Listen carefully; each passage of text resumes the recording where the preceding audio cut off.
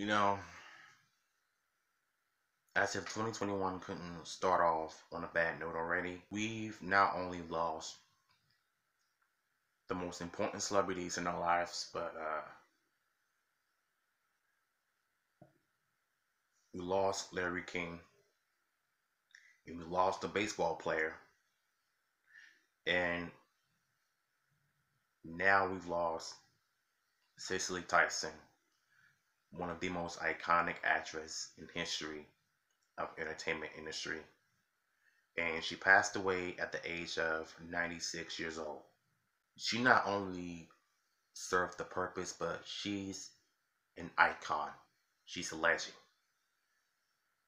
And she lived a long life, a beautiful life. And she went out on top. She went out as a beautiful actress, as a beautiful lady in general, as a beautiful person as a whole. Cicely Tyson's legacy in art and entertainment is one that feels infinite, as if she's always been there and always will be true. An almost divine figure for generations of fans, peers, and disciples. Tyson, who died on January 28th at the age of 96 today, married brilliant dramatic performances to an empowered sensibility. She was committed to roles that she felt uplifted black womanhood in some way, and though it sometimes lead to periods of inactivity, it sustained a body of work as significant as it is griping.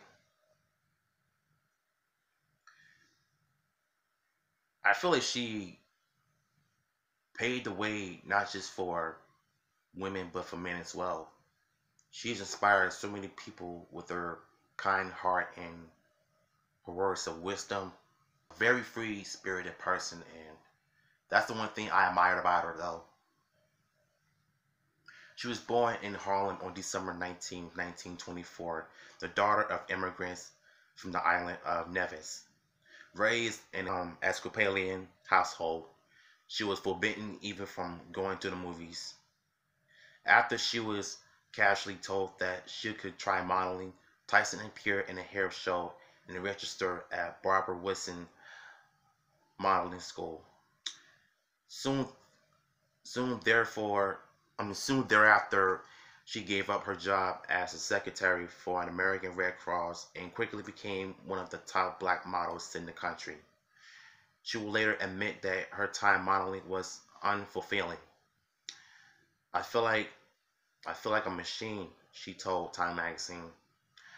Modeling too was merely a stepping stone. While she was waiting for an appointment with Ebony magazine's fashion editor, Tyson was spotted by actress Evelyn Davis. According to Tyson, when I walked by, she told and looked at me and said, Lord, what a face. She said, I'd be perfect for a movie, then a production called The Spectrum. It was about the problems between light skinned and dark skinned blacks. I auditioned for parts and I got it actually. The film was never released because the money ran out, but here I am. Her decision to act infuriated her deeply religious mother and lead to estrangement between. Oh wow, I have no idea that her and her mother had a difficult relationship at the time when she chose to begin her career as an actress, and it led to them not speaking to each other. This is sad though. Admit that at one point that she was modeling at one point, but decided that it wasn't what she really wanted it. So once she's got an opportunity to act in roles in films and TV shows and stuff, she quickly blew up. So that's crazy to hear something like this. Tyson studied under such theoretical luminaries as Lee Strasberg, Lloyd Richards, and Vincent Carroll. In 1961, she joined the now legendary cast of the original off-Broadway production of Jean Gennet's the Blacks, a production that started at various times throughout its run, a host of actors who would become household names. That played produced Maya Angelou, myself, Roscoe Lee Brown, James Earl Jones, Godfrey Cambridge, playwright Carl's. There's so many names that I can't pronounce, but let's just say there are some big time actors in this article that I'm reading, y'all. And it's a whole lot. So if you want the original article, it'll be down below. Even black actor of note came through that show. Tyson said in a 1995 interview, "I ran for 3 years. It ran for 3 years, and in the course of it extents, we all left, went off and did other things and came back. I was in and out 4 times." So I'm guessing she must be talking about the TV show, of how she was in the process of acting and she left the show. It went on to do other big things in Hollywood. Tyson started on television alongside George C. Scott as a social worker in the 1963 television series East Side, West Side, the first time as an African American actor had a starring role on a major TV series. Performances was a platform for Tyson. She used that platform to address civil rights issues at a time when the country was raging through turbulent changes. I was on the stage, even every play I did, I had to do with the civil rights movement. I mean, these are her words, though. I'm just reading what she says. Every single piece, addressed her natural hair on full display on television and in movies was a relevant and a revelation and a revolution. She became an icon of burgeoning movement for black women.